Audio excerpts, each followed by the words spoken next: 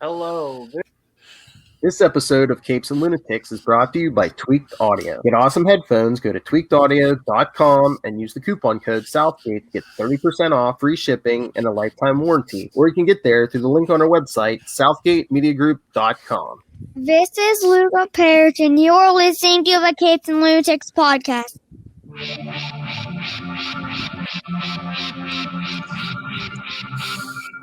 Yeah! Little almost so happy. Anyway, welcome back to another episode of the Capes and Lunatics. I am No, stop it. Do not have a claim on that. I am Phil. Joining me, as always. Oh my lord, that mustache is like 5 feet off his face. It is Charlie, the Professor SM. Yeah, Rainbow Bright herself in Florida. It is Queen of the Armadillos, Little Hellfire. Come on. And coming to you live from Ohio. It is, yes, Superman himself. It's me, Tyler, and I'm still, thinking about Rainbow Bright here with the Lilith. Remember, black is all the colors of the rainbow. Taste the rainbow. Ding, ding, ding, ding. Taste the rainbow. The more you know. Since nobody wants to, care about Wonder Woman, I've made it my mission to care about Wonder Woman. I care about Wonder Woman. Well, all right.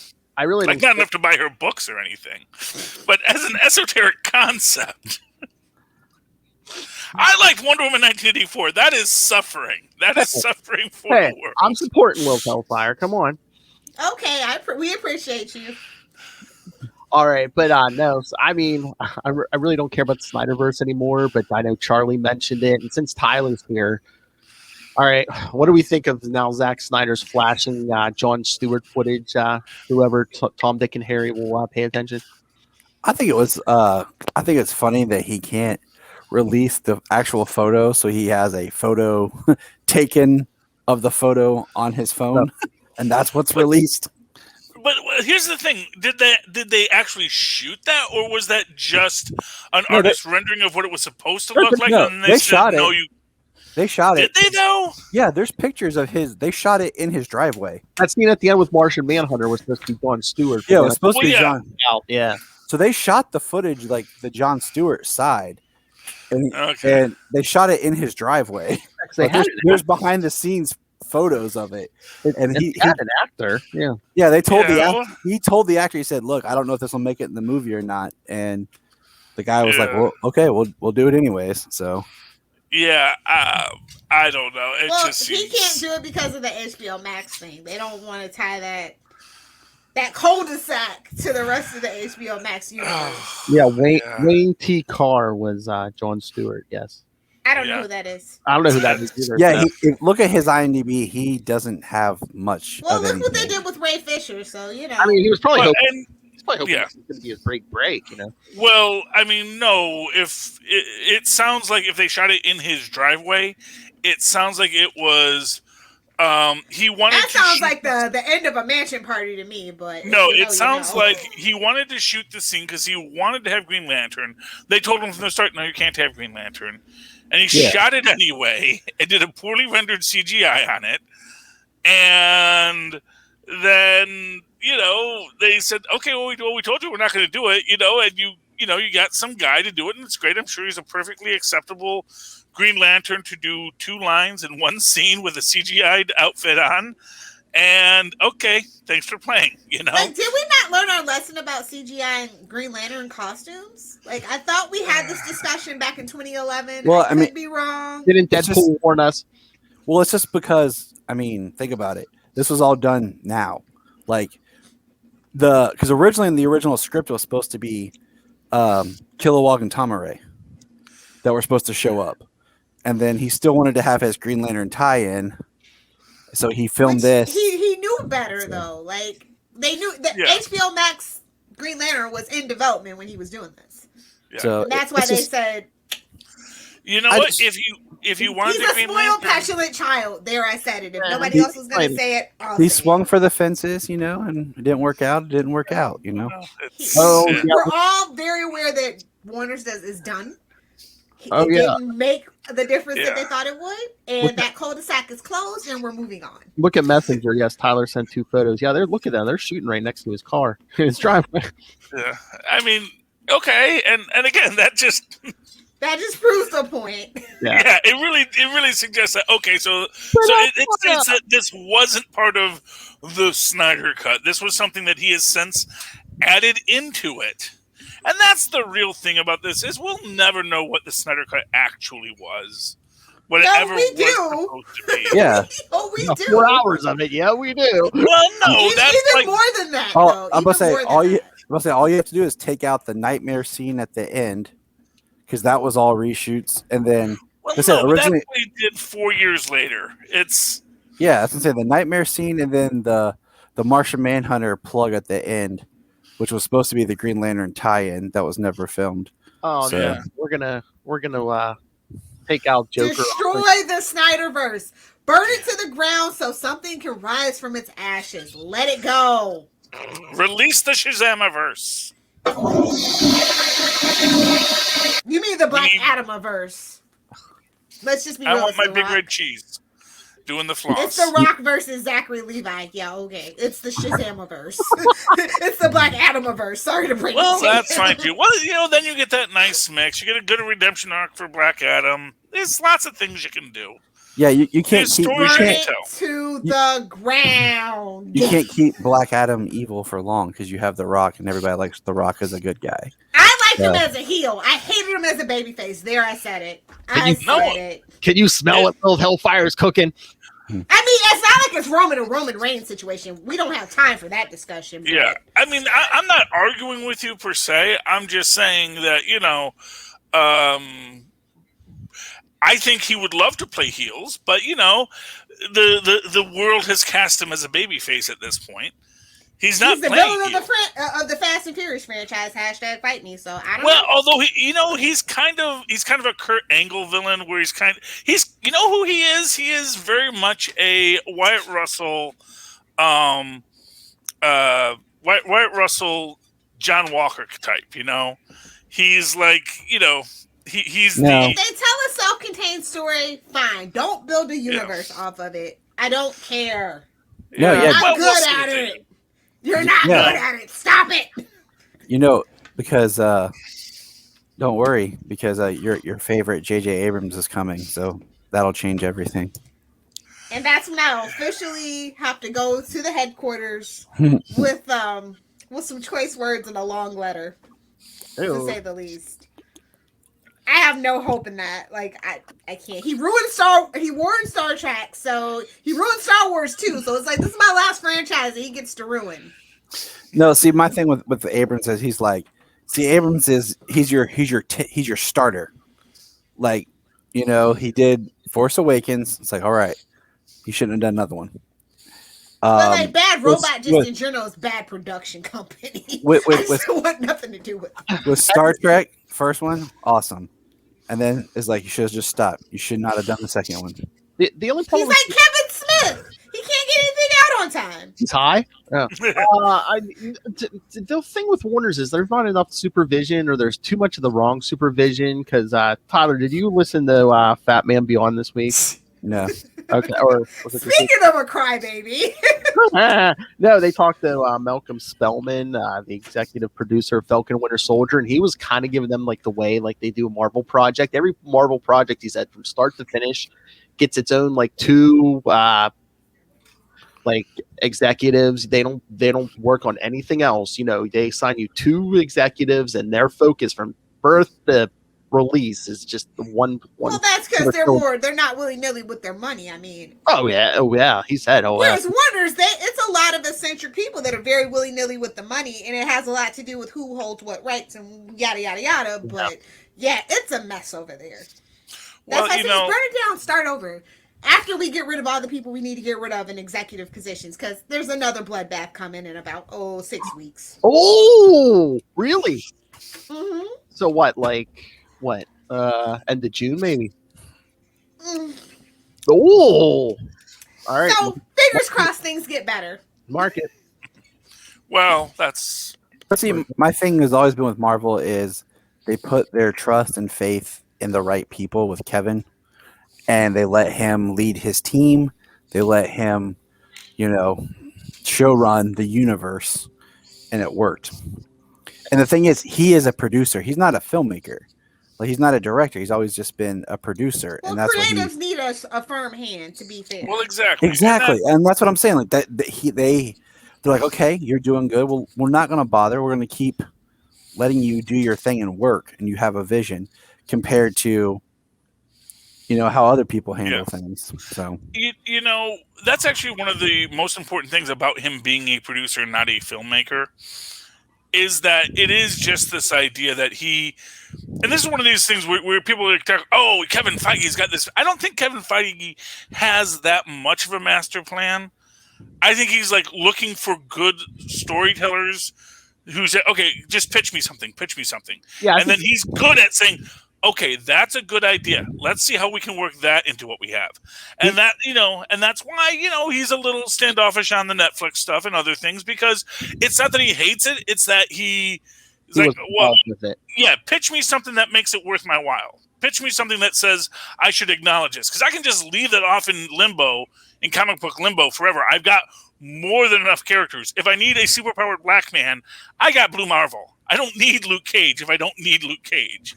So, for what it's worth, Mike Coulter's doing all right. He's doing all right for himself. So. Oh, no. And it's something against Mike Coulter, but it's like, okay, what is the motivation to bring that character in when they could bring in, not Bill Foster. What's the new one? Bill Foster's nephew. They could bring in Bill Foster's nephew. I'm blanking on his name too. They also have they have all these other characters they can bring in to be the next Power Man if they need a Power Man character. They have other Kung Fu characters if they want to bring in another Kung Fu character. Oh yeah, nobody's asking for Iron Fist. Sorry, Connor. Nobody's looking for Iron Fist. So they got plenty they can pull from. Oh, but and it's not to say they can't bring in Iron Fist. It's just like, okay, well, what is my motivation to do it? There's no motivation on that one. All right, yeah. All right, but that's a nice segue. Did you see what Mickey Rourke was saying this week? He was saying more. There's was it the writing or the acting sucks in Marvel movies? Probably because they're not returning his calls anymore. And yeah. Well, I mean, they did cast him, so he does have an argument to say the acting sucks. And that was early Marvel too. So they gave you a chance and you blew it, buddy. Don't be bitter. Yeah. You didn't play a role like Robert Downey Jr. You're Terrence Howard. He was to bring the conversation back to last week. You pulled in Terrence Howard and they wanted you out of there. He said all the Law and Order stuff was better than the MCU, and he was getting burned because he was like, yeah. Well, not for nothing. He's got a little bit of punch drunk brain there, so don't just ignore him. They're not returning his calls, Wow. Because they didn't give him his bird. My bird. Where's my bird? It is, but that is just the thing. It's like, I mean, that's like what old what's his face Scorsese. Well, Marvel didn't call me, so I'll talk trash on him too. It's like, bro, everybody sees the game you're playing. I mean, and I think that for certain actors who don't work a lot, there comes a moment where it's like, okay, to explain why I don't work a lot, I have to say that I'm too good. Well, everybody knows he's notoriously hard to work with and a big insurance risk. And they already dealt with that with Robert Downey Jr. He's paid that off and forward, and they don't want to do it again. Well, exactly. And for Whiplash, it's like, really, they're going to take that risk for Whiplash? Well, I mean, he got his movie. He had a decent enough arc. He had characterization. I don't even think, did they kill him at the end, or did they blow him up? I don't remember. They blew him up, killed him, They blew him up? Okay. They did the hand-to-hand. That means nothing. I mean, yeah. Wanda could have fixed the universe. We don't know. Yeah. Since we don't have, we've had several snaps. Who knows what's out there now? Oh man, there's an interesting subplot. Hulk says he was trying to bring a Black Widow back, but he couldn't. But what if he brought other people back? Well, that's supposed to come back. Bum bum bum. Have they ever confirmed that that's a flashback movie? What if he did bring her back, but she just reappeared in Russia? Anything's possible. You know, I've even heard the argument that actually who died wasn't her, it was the blonde one, because they did the face-o swap-o. And so they're going to have the blonde one in, and now, but it's actually Natasha just with the face-o swap-o. But too. Talk about hard to work with actors. Yeah, but her and Hawkeye did that to the Soul Stone. If Steve put it back, I mean, too. Who knows? I know. Oh, but I'm not in charge of this stuff, Phil. I know. That's the other thing I was talking to you about this week. They put those Black Widow movie posters out, and all the actors' names were on, over their character. Except for Taskmaster. No, they want Taskmaster. That's what I said. It's stunt double. Save your money. I was gonna say, is it somebody we've already seen, or is it just gonna be stunt doubles? And then it's like what's his face from freaking The Boys. Well, you know what I noticed about it is that What in the war? Snake Eyes. Is that you can get good relative heights on everybody, and Taskmaster is significantly shorter than everybody else in the posters. If it's a flashback, Tom Cruise. Tom Cruise confirmed. Oh, I was gonna say if it's a flashback movie, it's Winter Soldier. Actually, I like the idea that we had sort of thought of, or we were talking that, because first, what if it's Max Coulson? And they just reintroduced him there as an LMD. Like bringing in Agents of S.H.I.E.L.D. He so wants that. But even beyond that, the idea that actually Taskmaster is a sentient android, and they do have like it could be, I believe one of them is Sputnik, is the sentient android. It's the Russian sentient android. There could be a sentient android that can mimic everyone's skills and does all these things and is your perfect soldier because it has a button that you can turn it off with. We don't need no more Big Hero 6, Charlie. Sorry. I'm just saying. Well, you know what? I'm just saying it's a possibility. We see that the technology in this universe has advanced to that level. It certainly makes much more sense than injecting some idiot with super strength and then have them decide, I don't want to kill who you want me to kill. It's like, no. That's why we gave you the super strength, so you could kill the people we wanted you to kill. We didn't do this so you could overthrow the Empire. That would be ridiculous. Well, that's how it happens, though. So, That's which is why you stop giving it to people. You give it to a nice, reliable AI. Yeah. Can we not talk comics for a second? Did anybody here watch Spiral? No, not yet. Watch what? Okay. I want Spiral. to. Oh, that Saw movie thing? No. Yeah. I want to. I'll say that, Lilith. It's interesting. I'll say that. It's not what I expected, but it's better than what I expected, if you know what I mean. But it's better than Jigsaw for me. If you like Jigsaw, you probably won't like this. But if you didn't like Jigsaw and you were looking for another way to reboot, this might be the movie for you. Give me 5 minutes with my kids, and I'll make you something more interesting than Jigsaw. Oh, burn! I will say this, is that ever since I learned that most serial killers, it's really technically all sex stuff, I just need to know that to me, I can't watch any of these things without thinking of them watching it. It's like, yeah, work out that puzzle. It's just really disturbing at that point. Once you get that in your mind, puzzle. You can never get that out of your mind, and it ruins all serial killer movies for me because, that's just the way serial killers are, generally speaking. It's like, Freud was right about I'm not here for the sex. I'm here for the gore. So, the traps were really good, though. I will say the traps were very hyper realistic. So if you're not a gore person, there's definitely money in the production finally because we're not putting it out every Halloween. That was a nice thing about it.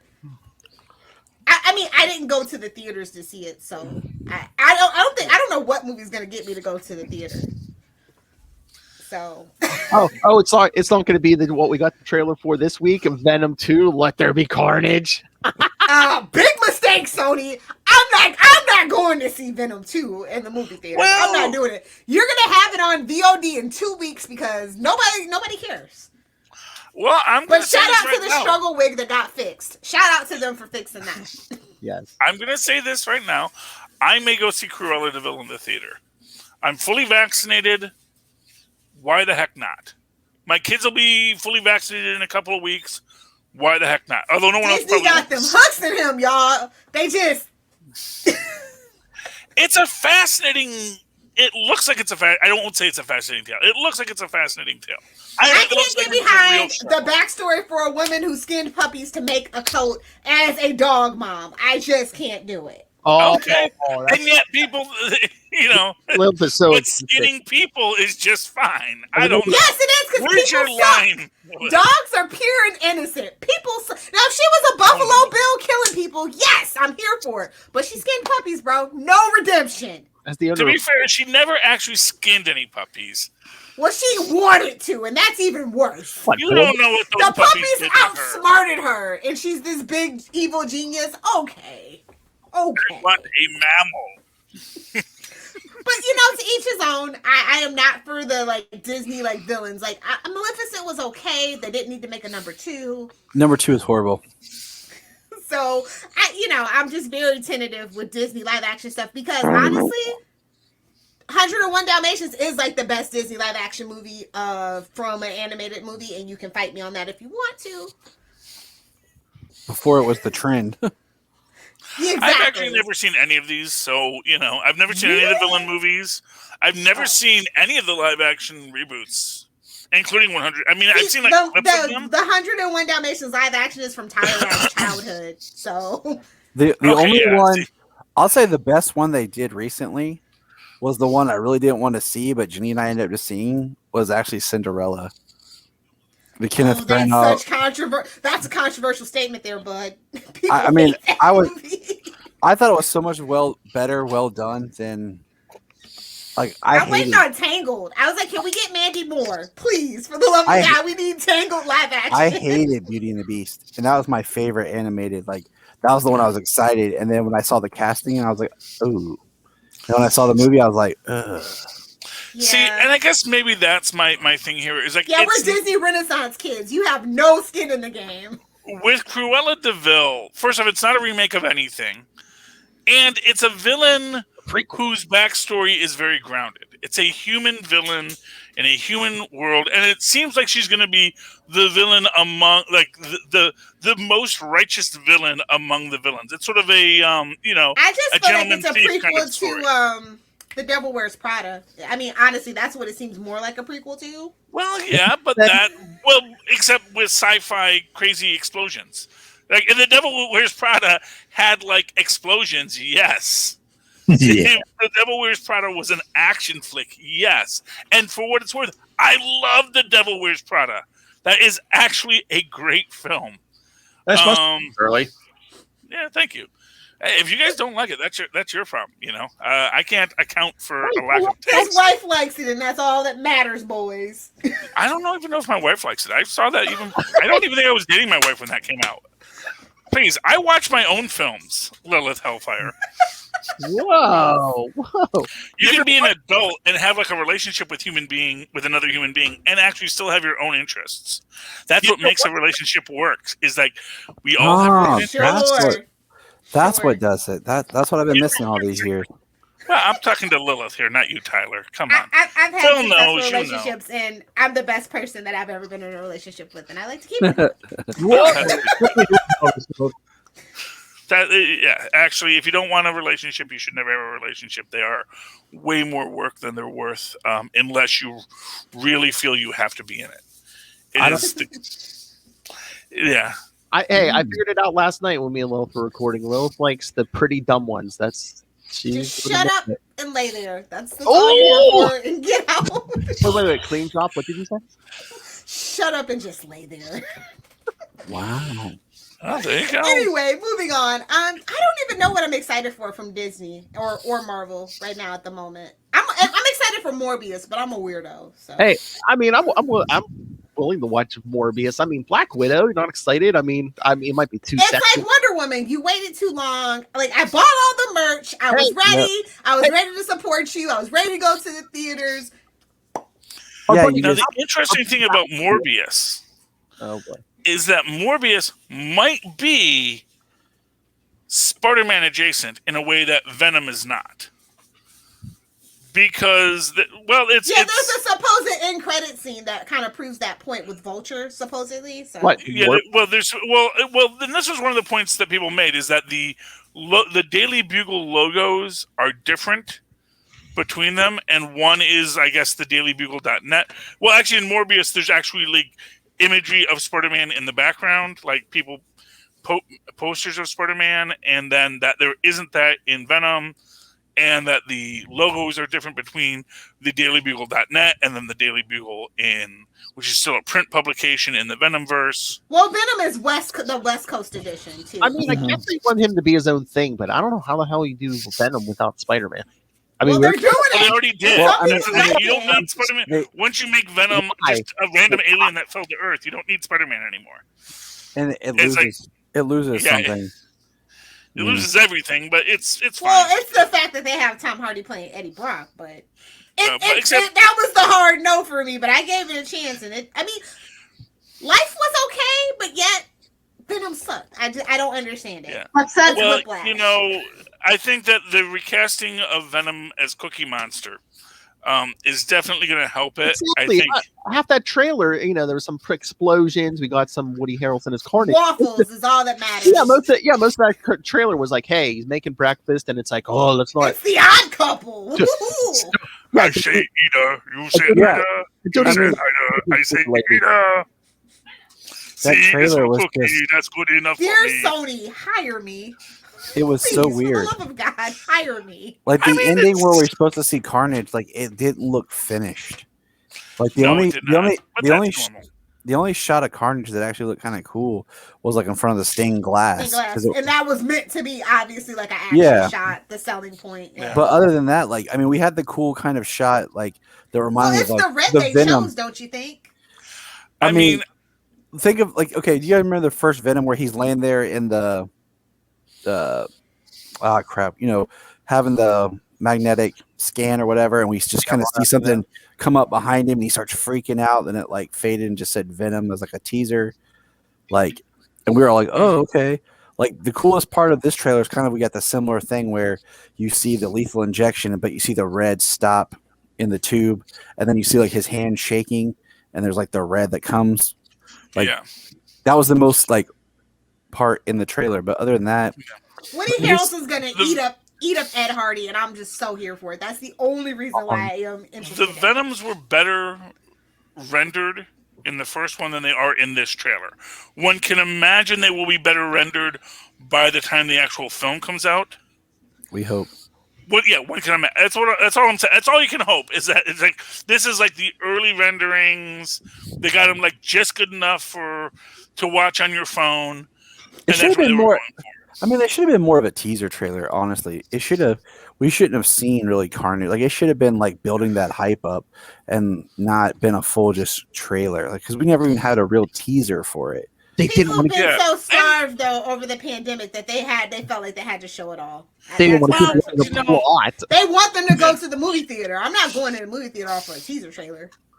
Well, it's not going into the theater until when? September. Like August? September, yeah. Yeah, you have to build that hype though. That hype train's a long time to keep going. So. Yeah, but if you put your Carnage in the first one, like here's the thing: all you needed for Carnage was that one scene they had with the blood coming up the lethal injection.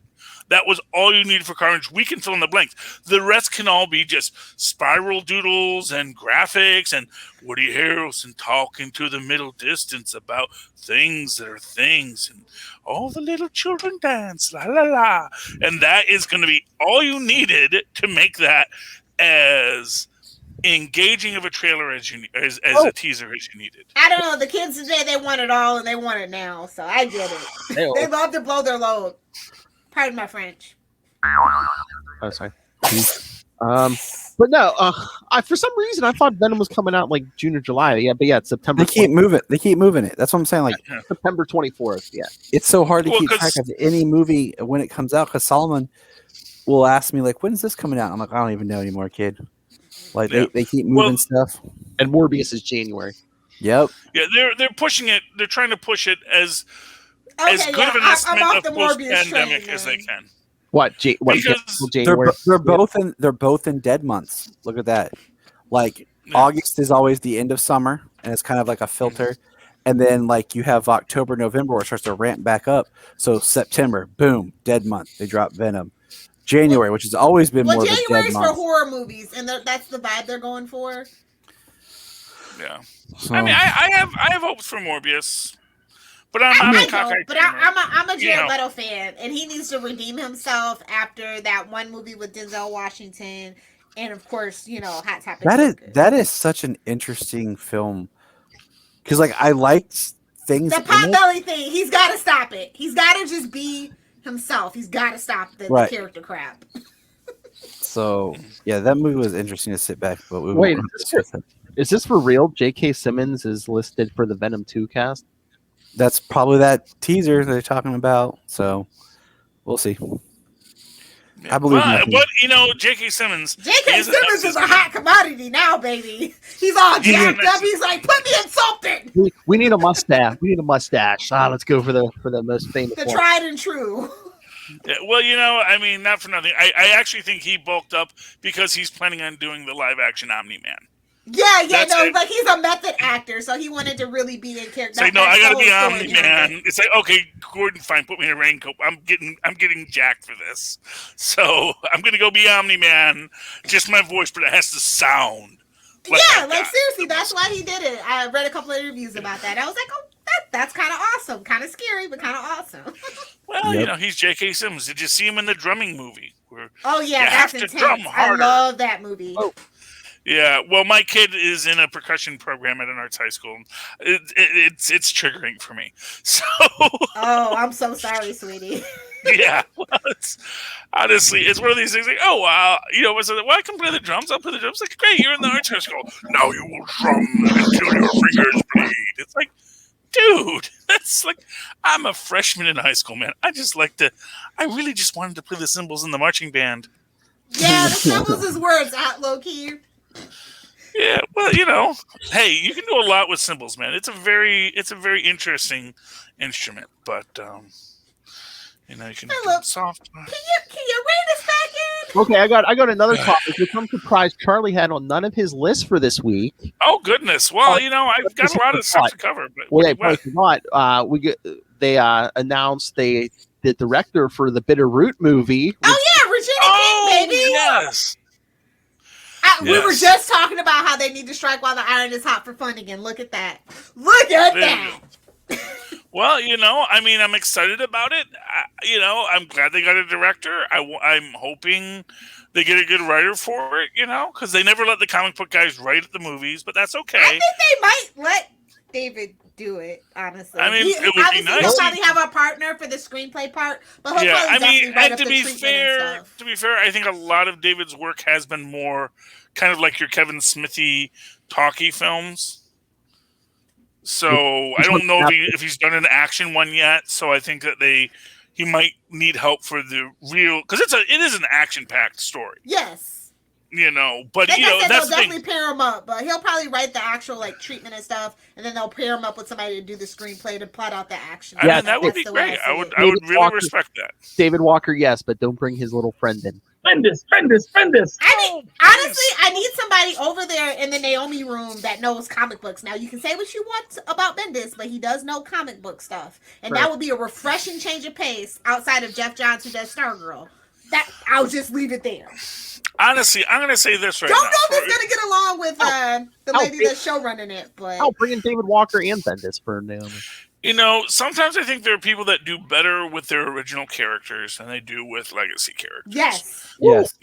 So like Mark Millar, I cannot stand anything he's ever written for any established character. But everything he writes for his own characters, it's chef's kiss. Shout out to Jupiter Legacy. Yeah. Well, I haven't actually watched that yet, and I've heard so many bad things about it. Whoa. I'm in the middle of watching it, Charlie, and all I can say to you, what I find, this is not spoiler or anything, but what I find interesting is the part in the series, because it's a dual, you have two timelines. You have the flashback sequences take place before the prequel comic series, which is Jupiter's Circle, and then the modern timeline takes place before the modern timeline in the regular Jupiter Legacy comic.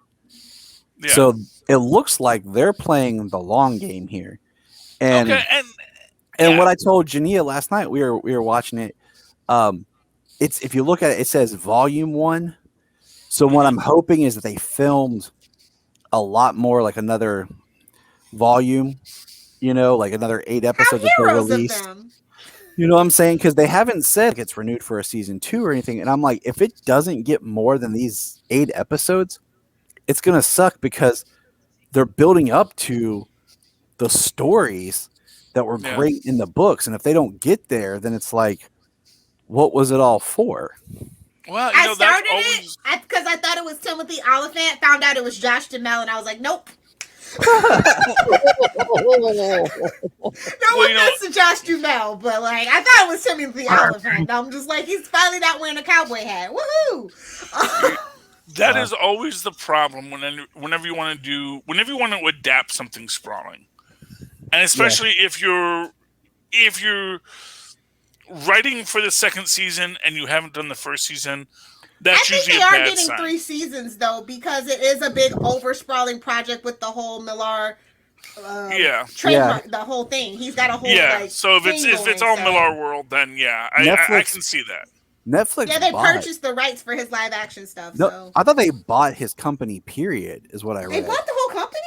That's what I thought, because I was reading about it because back in 2017 or something. I don't know how that investment's going to pan out. One of the details, Brad, I thought they said he got like some kind of big deal. So yeah, because I mean that was like where they were trying to invest in something to have their own. Yeah, after the Netflix and Disney debacle.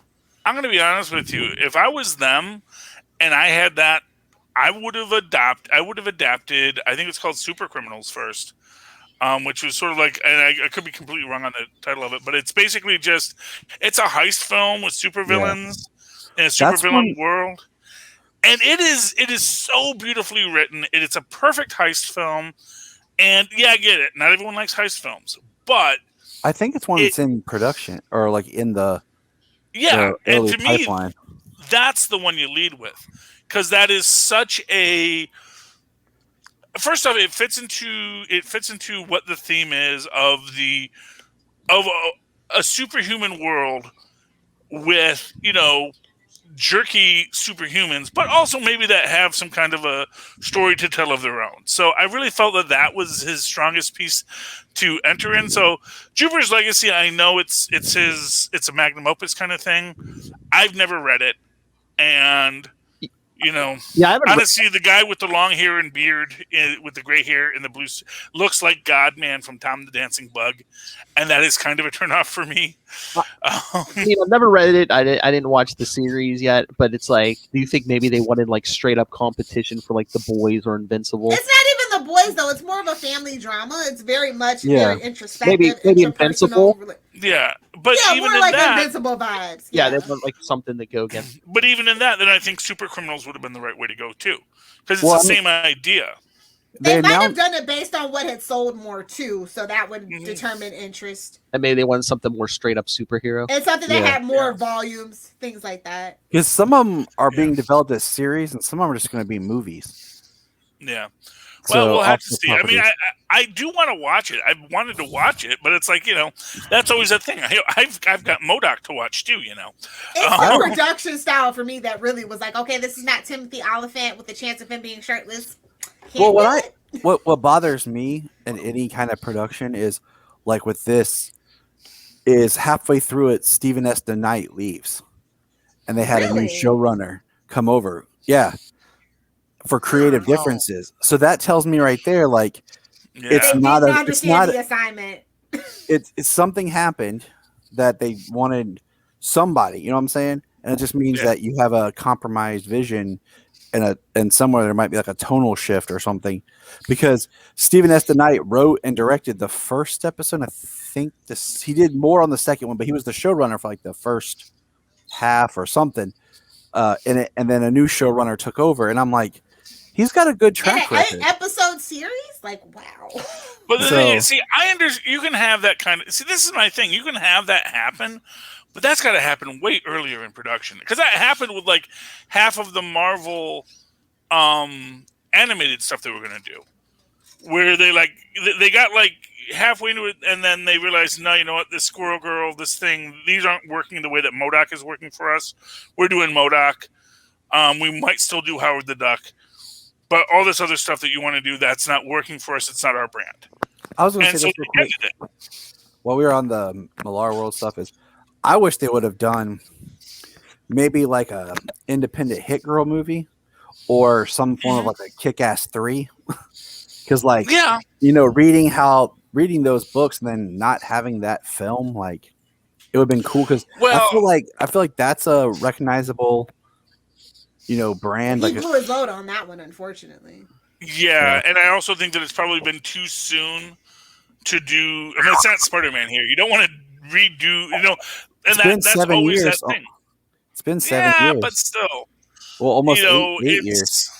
It's. I mean, I guess it's possible, but I think there might be worry about has it been enough time yet, especially live action to live action. It's like this. If they were going to do an animated version, I think you could have a much shorter window. Or if the original was very poorly received, which it wasn't. Well, the first one was. The second one was the one that was the. Well, yeah. Well, I know, but the first one was well received. I love the first one. The second one I like, but I love the first one. Yeah. So, and that's where you get into a problem when you have anything that's, positively. I mean, that was Andrew Garfield's biggest problem was that the first Tobey Maguire was well received, and people kind of were able to overlook the third one just because they liked the first two so much. So that when Andrew Garfield got in there, it was like, he lost a lot we just because it's what he gets for hating Mondays and loving lasagna. Okay, it's what I know. Deserves. Well, that is his problem. Glad we could work that out last night, though. It's a BoJack. It's actually a BoJack Horseman reference, which I figured Charlie might appreciate. Exactly, and I in some show recently I did a whole tirade about it because I found out that it wasn't Andrew Garfield. It was Paul F. Tompkins who does the voice of Andrew Garfield. For years I thought that was Andrew Garfield. He does the voice on everything on BoJack. I know, and honestly, I think Paul F. Tompkins is so wasted playing Paul F. Tompkins characters. He needs to really. No, I mean it's just I've seen him do Paul. I love Paul F. Tompkins as a character, but he's on the new Peacock series about there's like 7 of them. No. Well, it's the one it's by Fremulon. It's by the people who did The Good Place and Brooklyn Nine-Nine. Oh, okay. It's okay. But he's in it and he plays this Paul F. Tompkins kind of a cross between John Hodgman and Paul F. Tompkins. It's sort of like a white supremacist Paul F. Tompkins. Whoa!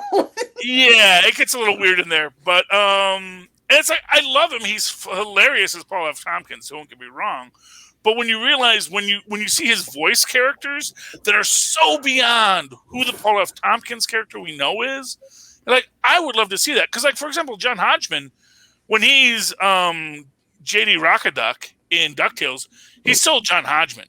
It's like, it's just John Hodgman playing that character. Paul F. Tompkins becomes a different character when he does voices. And I wish he's the white guy version of Cree Summer. Yes. Yeah, it's pretty cool. It's pretty cool. So, because like Mr. Peanut Butter, you would not know that was Paul F. Tompkins. I mean, when you know it's Paul F. Tompkins, you can hear it's Paul F. Tompkins. But when it's just Mr. Peanut Butter, it is so not Paul F. Tompkins that it's pretty great. I like Paul F. Tompkins. Another great guy who could play Dr. Doom amazingly. All right. We want to talk some comics? Yes! Let's do it. Will's Comic Corner.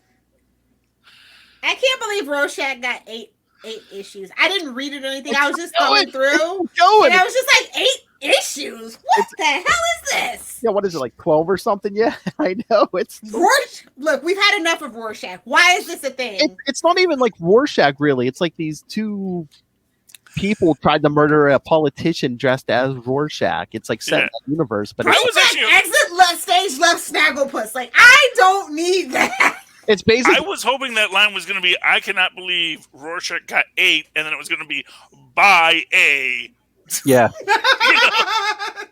A giant plant. I can't believe that's how they ended it. No, 8 issues. I can't believe he got 8 issues. I'm enraged. I read the first one, and I was like, no.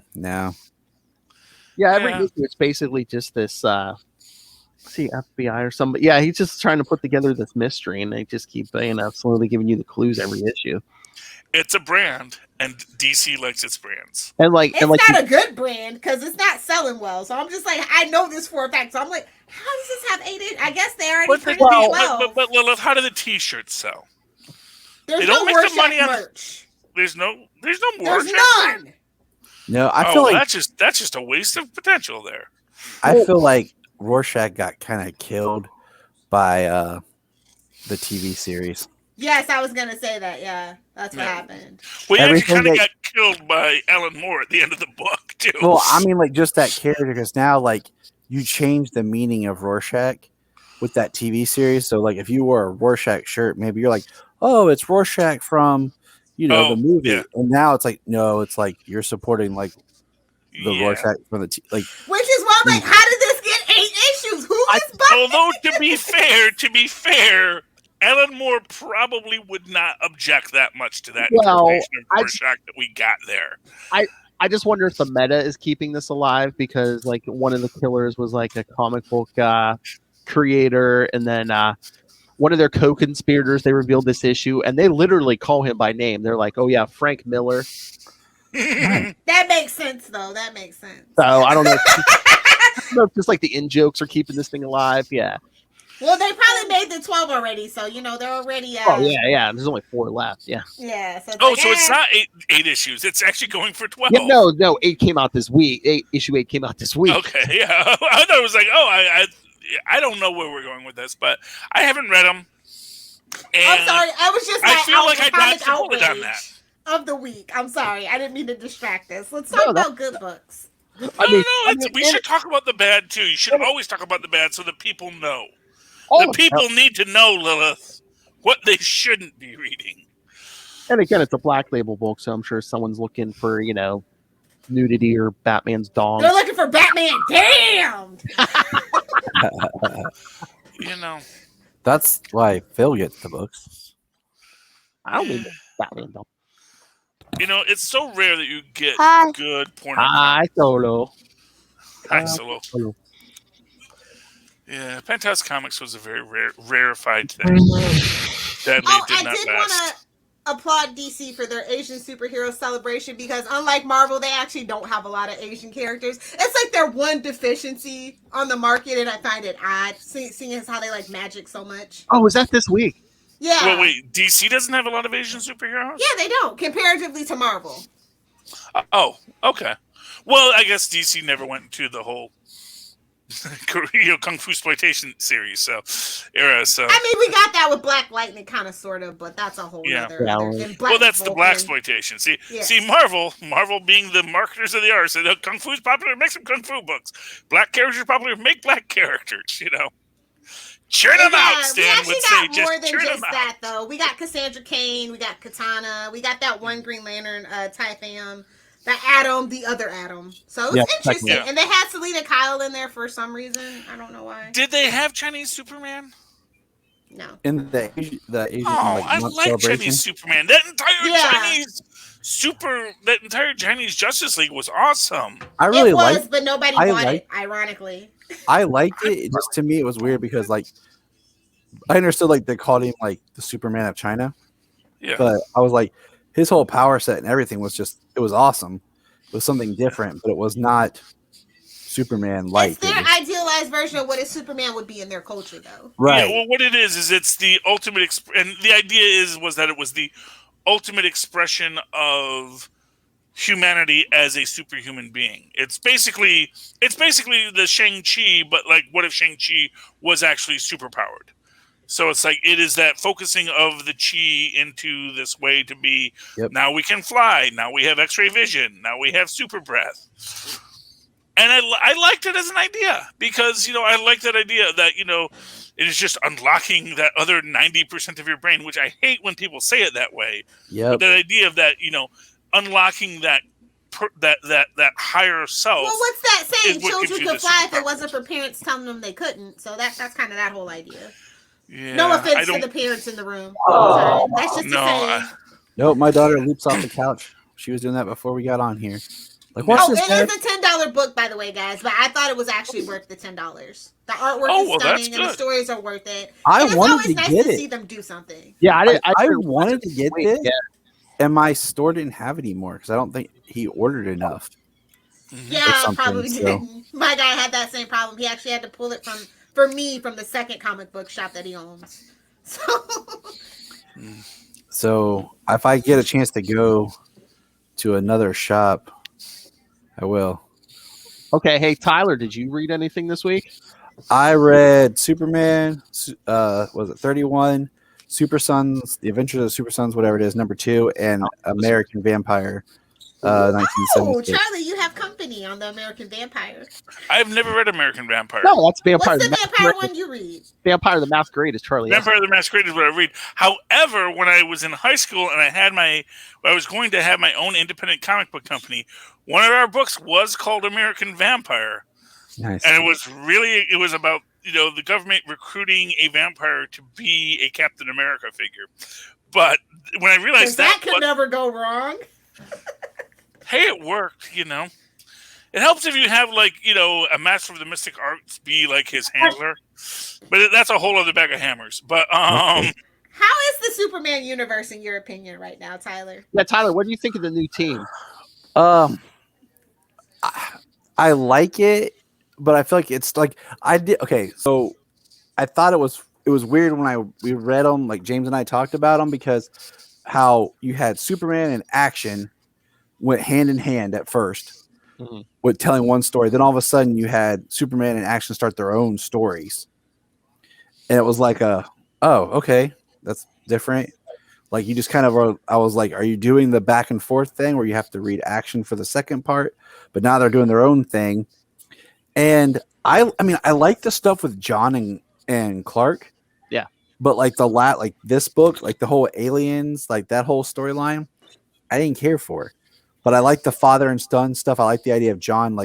I really like the conversation about the golden age, about looking at your parents and seeing them. And then because, Janine and I had that conversation, how, we see our parents now, really as they're getting older, and we still, think of them as being strong. And, my dad can do this, but now it's I have kids who think I can do everything. They're like, "Oh, Dad, you got this." Dad, catch me as I leap off the couch without you.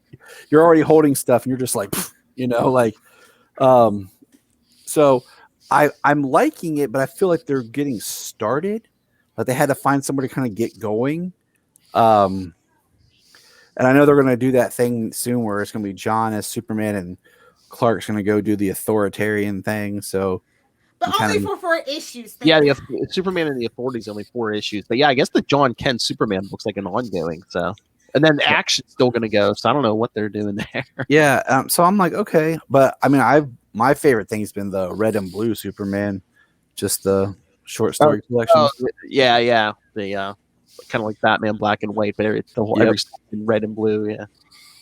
So yeah, those short stories. Yeah, I can't do anything that says Superman red and blue because of that whole Superman red, Superman blue. I can't. You mean from the 90s?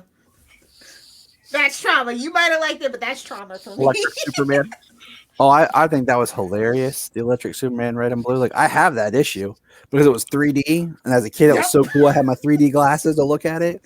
I have that still. Oh, that was a year, buddy. What are you talking about? An issue? That was a year. Well, first the first issue where they first split. Oh yeah. Because they did it in cool, 3D. And then it was the Clone Saga. When is this gonna end? Oh, we're gonna split an electric blue Superman. Well, what's blue gonna split into? Red and blue. Oh, well, I guess it goes back farther. They had a red and blue Superman back in the 50s or 60. So, and then that's what they did for the New 52 and the Rebirth. Yeah. Wink. That's what they did for the whole the reborn part of Rebirth. That's what they basically did. That thing in the 90s, though, the interesting thing was, though, is when he shut down those electric powers, Clark Kent was a normal human being. He could be injured, he could be shot just like anybody else. And my thing was, I thought about that because I was rereading some of that stuff, and I was like, if you had done the Electric Superman after the death of Superman, would have made a lot more sense. Then when they did introduce it, they hadn't thought of it yet. They had to do mullet Superman first. So Shut your mouth. We don't talk about mullet Superman and we don't talk about mullet Nightwing. I thought we understood this, people. but I mean, I like it. I like the father-son dynamic. So that's been fun because it kind of gives Superman like a sidekick. So That's not Lois or Jimmy. Yeah. But we also got Challenge of the Super Sons, which is kind of a flashback to when before they aged up John. Because that just proves that people really enjoyed reading those two. I mean, this is like the third miniseries or something? Yeah, So it's the second miniseries. Well, Do you know think who they're put the Franklin kibosh Richards on come that? back to being a young Superboy again? By the end of this, they're just I going don't to say, know. go back being a teenager, or He's gonna fly around the world and reverse time. No, they just have to He get more time with his baby boy. It just showed you like people really enjoyed, and I mean, with this whole Infinite Frontier, why not have a world where he's still the kid, and it's still like kind of picking up where they left off before they aged him up? Like, isn't that the whole point of this Infinite Frontier? Is anything and everything can go? Exactly. Yeah, they just gotta unbend him. Essentially adventurous free. Spend this. Well, just goes to show you, when you crib from the Fantastic Four, you should probably steal the stories that people like, not the ones they didn't. Because the father stealing the son to train him to be the ultimate warrior. Gee, when did that happen in the 90s? Yeah. I remember Psylord. Oh my god, Fantastic Force. Why is everybody stabbing me in the heart, bro? Okay, I want to give my shout out to my Indie of the Week, Missy #2. She's back at it again, huh? Well, no, it's an ongoing, man. This is her second one, where she is still calling everyone, I'm Doctor Who. It's my brand. It's very on-brand for me. It is so delightful. If you love the character, as always, her jargon and her silliness, it is so madcap and enjoyable. She actually runs across River Song in this one. Oh, nice. Yes, River Song's in it, but she's like, I don't think I've met this version of you before. It's like, no, apparently not. Because they're from different timelines. And it's neat, and it's just her manipulating her old self and the River Song and everyone else to get to the time key. And then the master says at the end, well, it's clearly simple what we must do. We must just revisit your old timelines to find out how you locked the key. Rules. Oh, no. Well, exactly. Well, they're the masters and Missy. That's what they're going to do. So it's awesome. I love it. It's Missy #2. Go pick it up at your local comic book haberdashery. Who publishes that? I always forget. That is by Titan Comics. Yeah, Titan Comics. Okay, that's what I thought. They do all the other Doctor Who stuff. I just wanted to make sure. Yeah, but and I just love seeing Missy get her due. Honestly, she is the best master ever. She is the best mistress ever.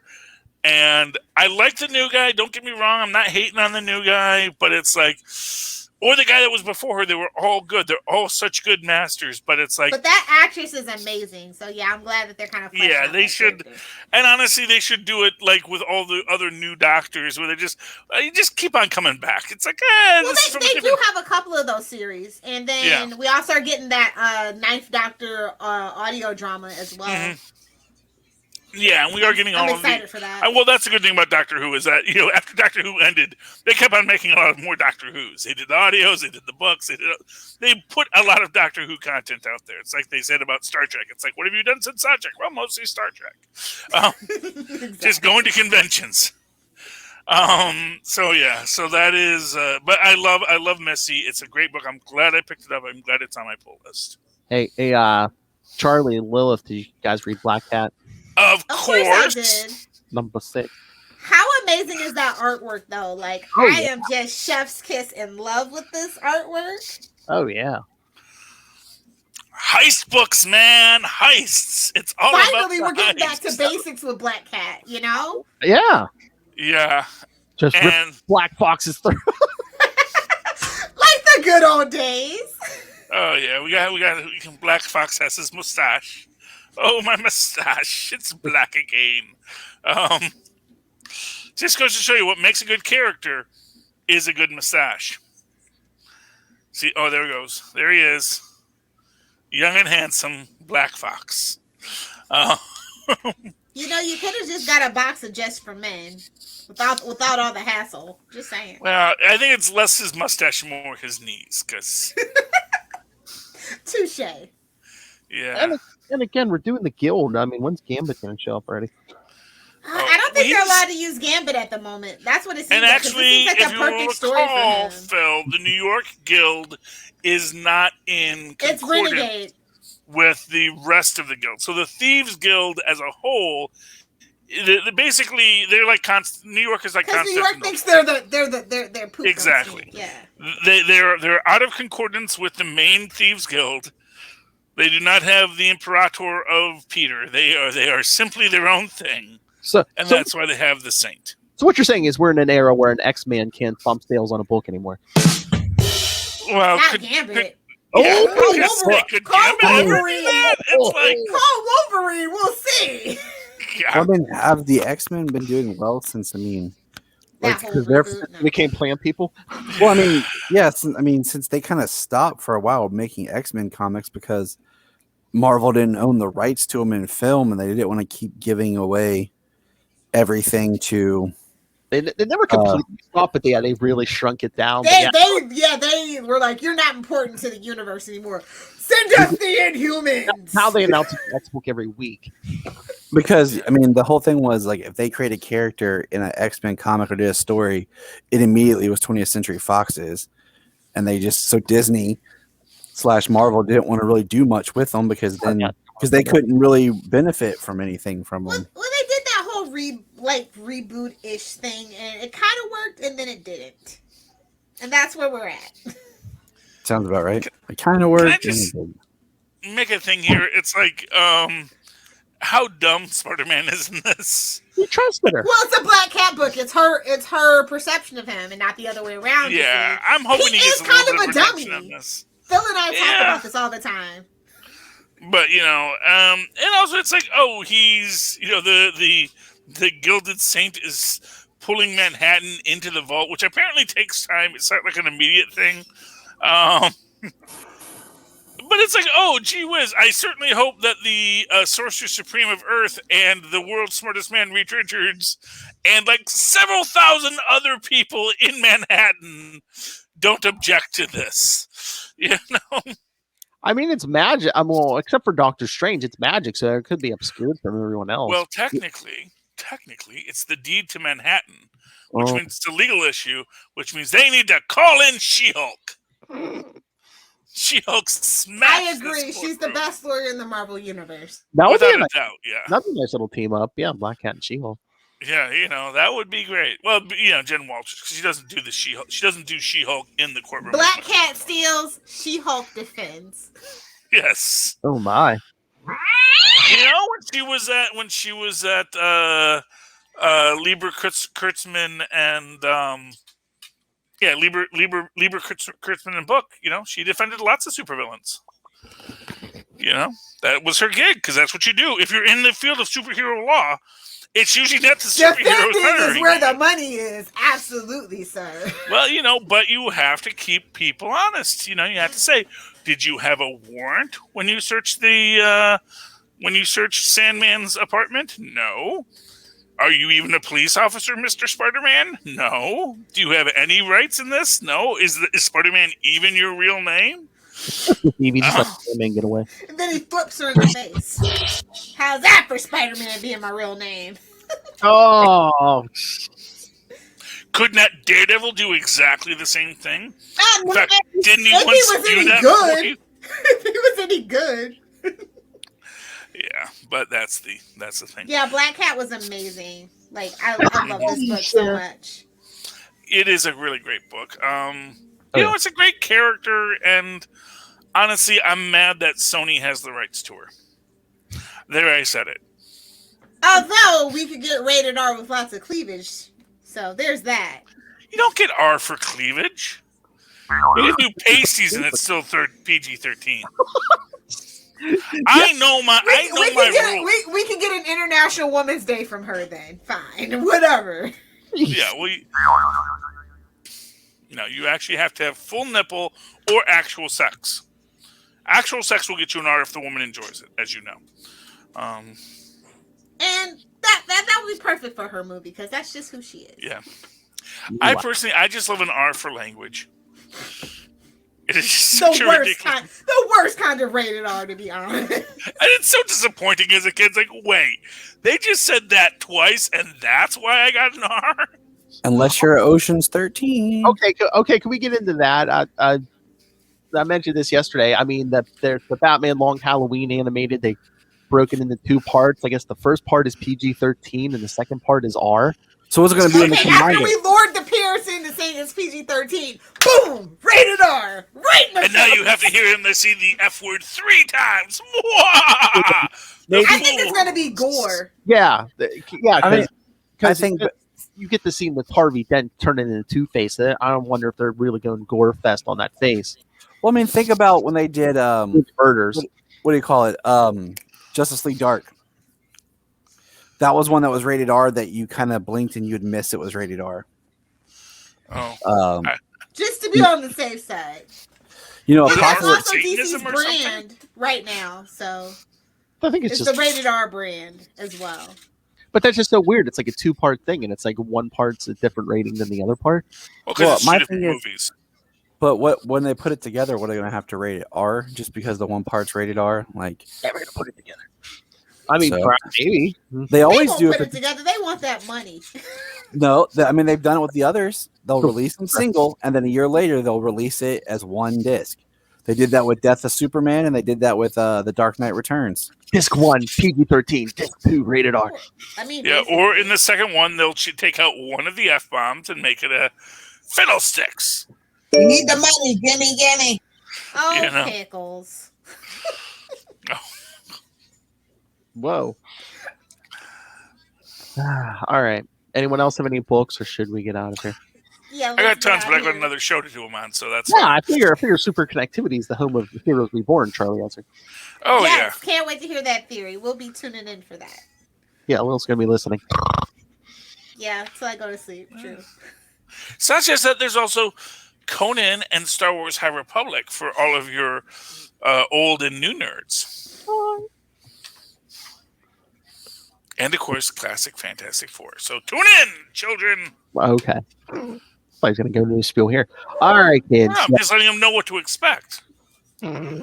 It's how you hype a show, Phil. You hype it so they tune in for the next show. So they go, oh, well, I have to hear that show, too. That's how you get a second date. I got to hear what Phil has to say. Exactly. You want to hear what Phil has to say. He has opinions on these things. He bought these books, too. All right, kiddies. Yeah, so send us your thoughts on all the TV, movies, comics we discussed. Email us, capesandlunatics@gmail.com, or call the voicemail 614-382-2737. That's 614-38-CAPES. And remember to follow Capes and Lunatics on Facebook, Twitter, Instagram. Find links to all of the various social medias for all of our shows.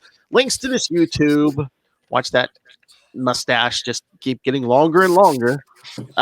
Links to the Patreon, more and more stuff going up there. Links to merch. Long boxes and boob windows. Yeah, it's Ray approved. Yeah, Ray can't get enough, man. Doesn't that sound like a podcast that Charlie would do after dark? Welcome to Long Boxes and Boob Windows. I'm Charlie Esser. Well, he was naked on a movie review, so. Tasteful. That's true. But yes, Ray loves boob windows and long boxes because Ray likes it hard and Ray likes it long. All right, so yeah, get everything at Linktree, linktr.ee/capesandlunatics. And please support our sponsors to Tweaked Audio. Hear all of that PG-13 and R-rated language in crystal clear HD quality. And also, go pick up Hunt a Killer. Help Michelle Gray solve a cold case. I can't wait for the box set with Will Hellfire's Backyard. It's like a serial killer podcast you star in. There we go. I give them a new thing that they can put that on the website. That's free of charge. That's how much we're useful to you. Give us money. Like a new thing. I gave them a new thing. All right, and You can also go get Pod Life the book, Volume 1, now digital and paperback, audio version coming soon, before Volume 2 comes out, starring Mr. Tyler Patrick. And you can get that on Amazon and more. And when you do, use the link for Southgate Media Group right down there in the show notes. Help us support this show, the network, and that man who is no stranger to PG-13 or our nudity, Rob Master Doom Southgate. Make it rain, so says Master Doom. Please kick me in the pants. Why did your eye drift over to my box? All right. Tyler Patrick, where can people find you in the Krypton Report? Just find us anywhere. Just search for Krypton Report, Twitter, YouTube. We're doing a big YouTube push right now, trying to get more subscribers because we got some things planned for the summer. And Facebook, Gmail. Yeah, pretty much anywhere. Hey, make sure you're doing your shorts for YouTube, okay? To do what? Your YouTube shorts. That'll help you get more viewers. Like the 1 minute vertical video. Oh, yeah. I thought you meant I had to wear short shorts. I was like, okay. I mean, whoa. No, tank tops. That's the preferred method, but. I mean, be out mowing my grass in some short shorts or something. Like, I don't know. I mean, that's what you got to do. I mean, I'm tired of mowing everything. All right, Lilith Hellfire. Come follow me on TikTok for no reason because I have no content at Lilith Hellfire 69 on Instagram at Lilith Hellfire 69 and on Twitter just Lilith Hellfire. I'm 12 when you need me to be 12. The hard was implied. All right, speaking of shorty shorts, Charlie Esser. Well, if you'd like to write to me in that old-fashioned email way the way our mothers and fathers once did, do so at superconnectivityblog@gmail.com. That's superconnectivityblog, all one word, @gmail.com. And, of course, follow me on Twitter as I live tweet Legends of Tomorrow, Sunday nights at 8 p.m. Eastern, and Loki, Wednesday nights, also at 8 p.m. in the near future. Oh, Charlie. You called a shot. Oh, there's a reason for it. You'll learn about that on Super Connectivity coming soon at Charlie Esser, CharlieEsl.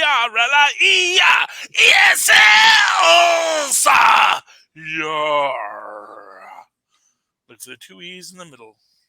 For quality. Bing! Thank you, Maz. It's been really great stealing your identity. This episode. No, music, Philip. Come on. Listen, Too many buttons. Go hide with 4 dogs. All right. For another week, we have been your capes. Ampersand. Lunatics! And Tyler, say something. Podcast. Yes! Here we go. I was going to say, someone keep it a case. Something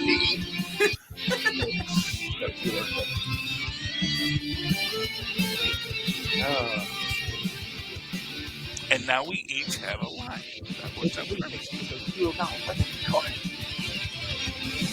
You could have just gave the evil laugh.